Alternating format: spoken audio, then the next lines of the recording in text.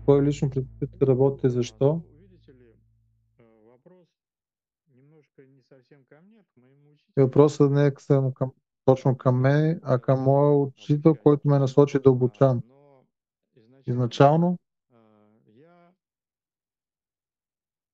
просто делился знаниями и обучал. първоначално просто споделях знанието и обучавах.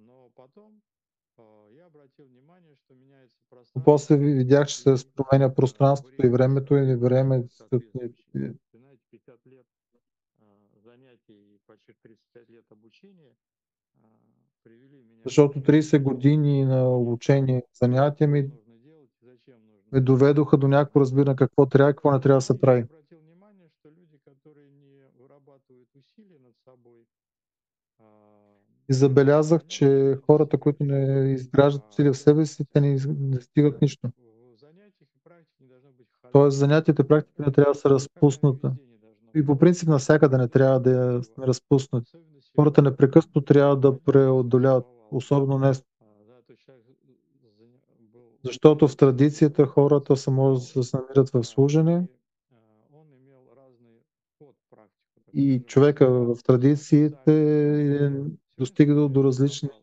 Сегодня кодове. люди не учителя, не Практиката в днешно наставники, време това е пропаднало и не се уважава уважают нито учителите, знания. нито знанието, което е най-важното, не се Сегодня уважава живем знание. такой мир, когда знания И днес продаются. сме в Сегодня свят, я продаю знания, по сути, който се продава знание, поскольку и аз единственная продавам разница, знание. что каждого свое качество а, продукта, который он И продает. разликата е Ну, единствено в например, качеството на продукта, който это свои се законы пространства. предлага. Люди, которые не обладают силой Хората, които внутренней нямат природы, сила и вътрешна природа, конечно, их надо дольше вводить в и сознание. тях по-дълго и И я не по-сложно могу быть ориентирован да на се всех, въведе. И аз не кто мога ищет да се альтернативу, кто ориентирам прилагает над собой към усилия всички. и кто представляет пользу. Аз съм насочен към тези, Очень които дорогое си пространство издават усилия и само по които себе. помагат на Поэтому пространството. я, в общем-то, ограничен, Така че аз съм ограничил себе си с взаимодействие взаимодействие с хора с людьми определенными с определени принципами, принципи, которые люди либо принимают, които либо не хората принимают. или Если они принимают принимават, эти приемат или принципы, не приемат. А който то не приема тези принципи, мы следуем с вами соответственно этим който приема принципам. тези принципи, то тогава следваме Если тези не принципи. принимают, ну и не Ако те не принимают. ги приемат, Понимаете не суть? ги приемат. Така че разберете все едно, Всем как бы не на угодишь. всички не можеш да А угодиш. сегодня люди приходят заниматься по принципу, чтобы им А угодить. днешно време хората идват да Как бы занимават, им че должны. са дошли тук, за да им Буквально угодиш. Те не раньше. са, че То есть някой им е длъжен. приходит пространство, которое уже наполняется, Те идват в пространство, подготавливается което достаточно. е напълнено и се Требует подготвя, от людей, носителей знаний, чтобы они а да се упоминали, не изисква понижать уровень этих людей. Что от происходит носителите на знания да им се огажда. Това значи да понижиш нивото понижен. Мое мнение, на човека знание. сегодня гораздо ниже, За мен в чем днешно време 15 лет нивото назад. на обучаване е по-ниско При от огромном 10-15 количестве години назад, вот этого въпреки огромното базовой количество подачи на тази базово подаване информации, на информация, которая к знаниям не имеет което никакого няма нищо общо с отношения. знанието. Поэтому здесь вопрос не только ко Така мне, че въпрос тук е здесь не към вопрос мен, ко а към всем. Так что пространство, создало условия, което е създало тези условия. мы его должны И ние това трябва да го использовать. приемем. Почему?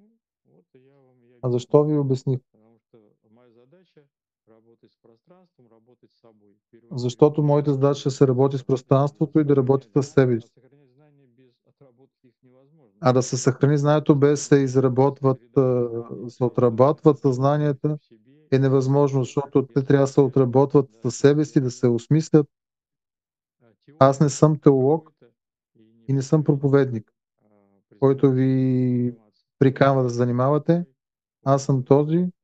задача которого обучать людей Аз, обучаться. моята задача е да обучавам хората да се Не понимает, обучават. то есть человек не умеет обучаться, он, в общем-то, не Защото теолог, докато не и разберете, метод, че который его хората, достаточно които не точен се в научили да се обучении, обучават, той нищо вряд ли няма да постигне. подтверждается мне, по крайней мере.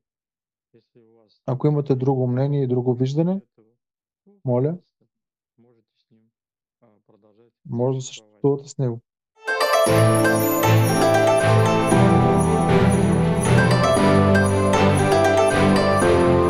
Има ли различни подходи в обучаването в даосска традиция и как се изразява това? Да, разбира се, има различни подходи, но моят опит е такъв, че аз осъзнателно се старая да обучавам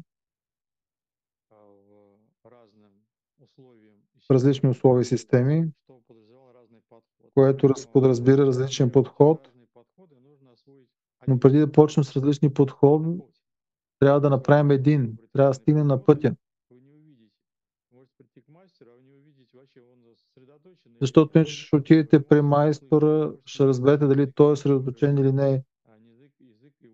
Няма да разберете иначе езика на неговата мисъл, на неговото действие, но подходът е един, преди да стане множество.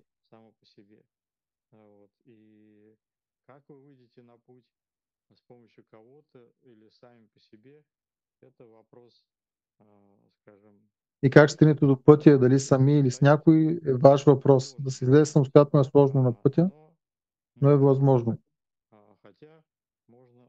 Но може да не ви стигне с живота. Защото има много неща, от които трябва да се обезопасите, отклонения, които трябва да се отчитат.